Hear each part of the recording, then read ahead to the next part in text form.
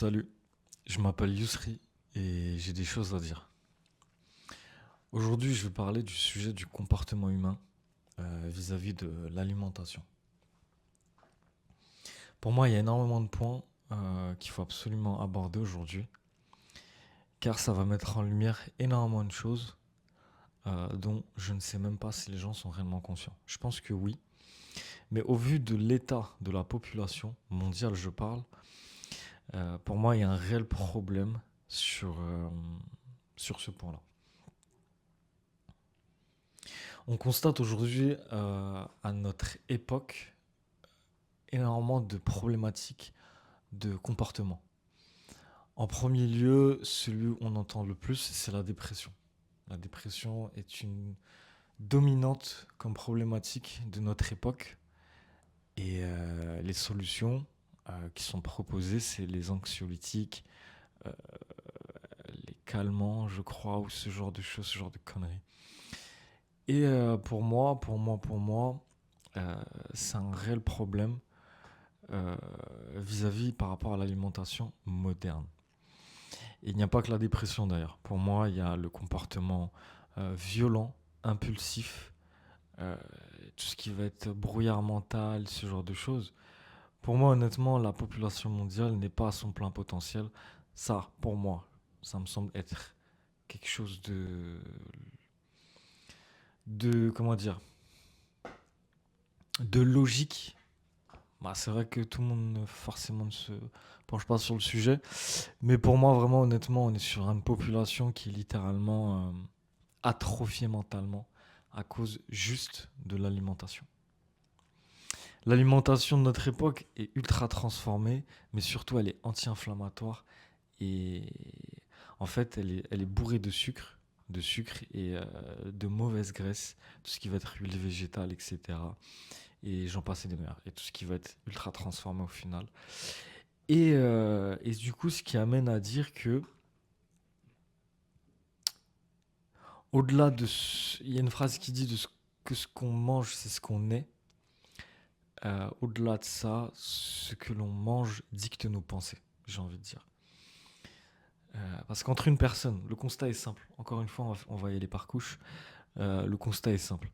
Entre une personne qui mange un fast-food avant un examen et une personne qui mange un plat équilibré avant un examen, le constat est simple. C'est que celui qui a mangé le fast-food ne sera pas à son plein potentiel, cognitivement parlant. Pour moi, ça me semble logique. Et on peut pas, comment dire. Il y a toujours des exceptions, je vous l'accorde, mais c'est vraiment quelque chose de très rare et pas de dominant du tout, du tout, du tout. Juste à partir de ça, ça montre que la prise de décision, la mémoire, ce genre de choses est directement entravée à cause de l'alimentation. Donc ça, c'est un premier point. Ensuite, il y a une étude qui m'a interpellé il y a plusieurs années. C'est une étude qui a été faite dans une prison britannique euh, sur des jeunes détenus. Euh, pour ceux qui ont voulu se porter volontaires, on leur a proposé une supplémentation à raison de 36 mois, une supplémentation en oméga 3, donc en bonne graisse, et en multivitamines. Après, j'ai pas les détails, mais c'est déjà des très bons points. Et ils ont vu plus de 37% de personnes qui ont suivi le régime changer drastiquement leur comportement violent. Je sais pas si j'enfonce des portes ouvertes là, très honnêtement. Euh, ça semble cohérent et logique, mais ça me semble pas être une pensée dominante et une conscience vis-à-vis de ça, générale. Je sais pas si tout le monde se rend compte de ça en fait. Pour moi, déjà, on a une très belle preuve comme quoi l'alimentation a un rôle à jouer euh, et que le comportement n'est pas forcément que social. Elle peut être surtout, et j'ai envie de dire principalement, mais pour moi oui, mais on va rester raisonnable. Biologiquement, ça a un rôle à jouer. c'est un rôle à jouer. Euh, Forcément, on peut que constater que entre les différentes classes sociales, moi, c'est ça qui me tue le plus, euh, mais c'est ce que c'est. Entre les différentes classes sociales, c'est-à-dire ceux qui sont au plus bas, forcément, ils vivent dans les endroits, comment dire, comment dire, urbains ou je sais même plus comment citer ça, mais grosso modo, euh, dans les zones où euh, la classe sociale est assez basse, on retrouve énormément de fast-food, énormément de snacks, ce genre de choses. Et ce qui fait que voilà, la population pauvre se nourrit ce qu'il y a à portée de main, ce qui est attrayant, ce qui est... Enfin voilà, j'ai pas envie de creuser le sujet sur ce point, mais en tout cas, le constat est là. Et forcément, dans les coins aisés, on ne trouve pas de, de fast-food, ce genre de choses. En tout cas, très rarement. On constate plutôt qu'il y a des magasins bio, ce genre de choses. C'est pas une mauvaise chose, mais le constat, et là c'est un fait, c'est que les populations pauvres se nourrissent très mal. Et c'est vraiment un cercle vicieux où, on ne fait- où, on ne fait- où ça ne fait que s'enfoncer, en fait, tout simplement. Et du coup, à partir de ce constat-là, je ne peux que pointer du doigt certaines choses euh, qui me semblent ultra pertinentes. J'ai envie de parler du microbiote. Le microbiote, qu'est-ce que c'est? Le microbiote, c'est une population de bactéries qui vivent dans nos intestins. Il y en a énormément de bactéries à ce niveau-là. Et il y a différentes populations de bactéries. Il y a plusieurs familles, plus ou moins dominantes. Et on a tous un microbiote différent. C'est limite comme une empreinte digitale. Personne n'a la même. Voilà. Ça nous est tous propre.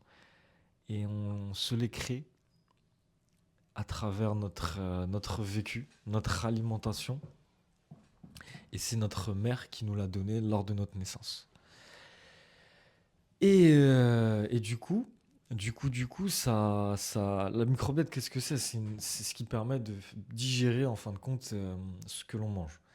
Mais plus précisément, ces bactéries-là sont le cœur même du comportement humain. Et ça a été prouvé que le microbiote intestinal a un impact direct sur la capacité cognitive, sur le comportement humain. Euh, la sérotonine est vraiment créée littéralement au sein de notre intestin. Grâce à des processus chimiques, il y a énormément de processus chimiques à ce niveau-là. Et rappelons-le encore une fois, les intestins est le deuxième cerveau. C'est la deuxième partie du corps, deuxième organe, qui détient le plus de neurones dans notre corps. Dans l'ordre, c'est le cerveau, les intestins et le cœur pour finir. Mais très concrètement, je vous donne une étude. Je vous donne une étude qui permet de mettre en lumière à quel point le microbiote a un impact sur le corps. Euh, entre deux souris, nous avons une souris de morphologie normale et une deuxième souris de morphologie obèse. Le microbiote intestinal de la souris obèse a été pris pour mettre dans l'alimentation pour la souris de corpulence normale. Au bout de plusieurs semaines à nourrir de cette manière, en tout cas de manger le microbiote de la souris obèse, elle a fini par prendre du poids au même, euh, au même niveau que la souris obèse. Je trouve ça fou. Je trouve ça fou, le constat est incroyable. Biologiquement parlant, je trouve ça fou. Euh, et inversement, une fois que le, le microbiote intestinal euh, de la souris de corpulence normale a été pris et a été donné à mettre dans l'alimentation de, de la souris obèse a fini par se retrouver avec un corps d'une souris à corpulence normale. Et le constat, honnêtement, me fascine. Me fascine. Et je les ai plus en tête, toutes mes excuses, mais euh, sur le détail de cette étude, ça montre aussi le comportement qui a changé aussi.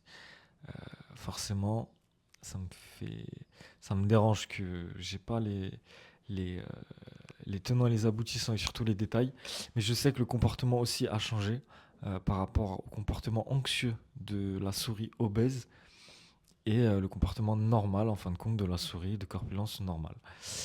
Et là, on peut voir honnêtement que le comportement est directement lié par rapport au microbiote.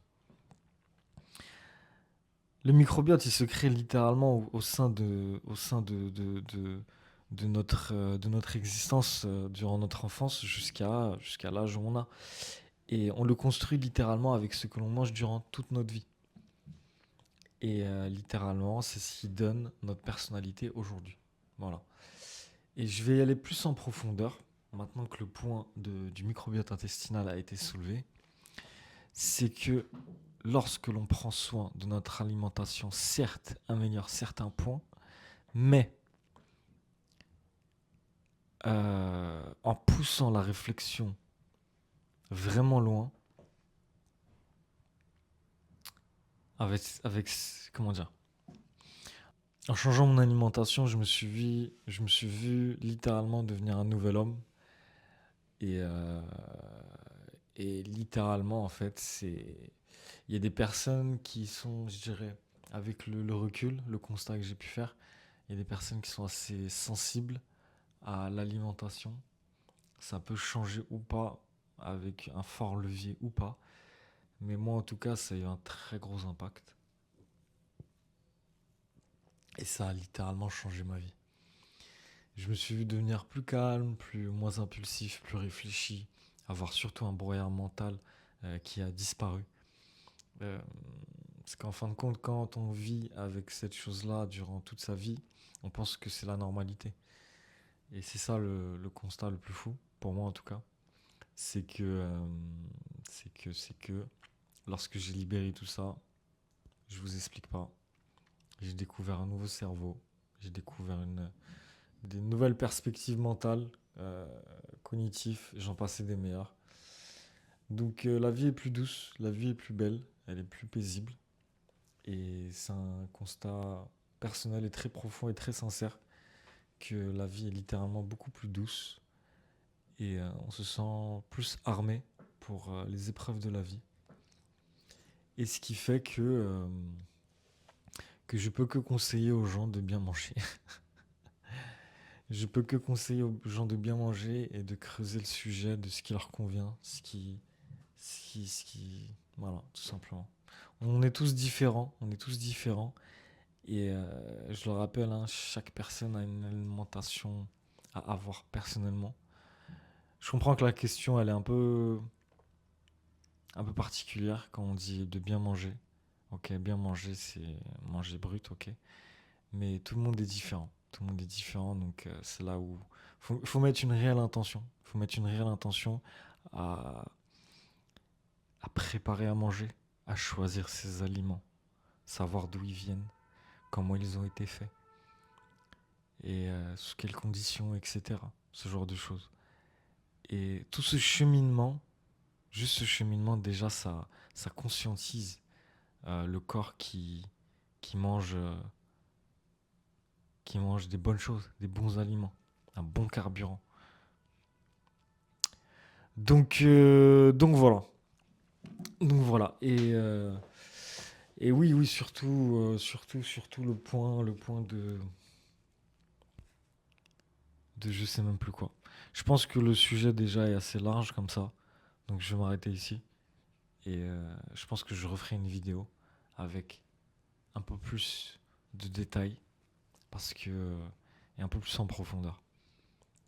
Parce que honnêtement, c'est un sujet hyper intéressant.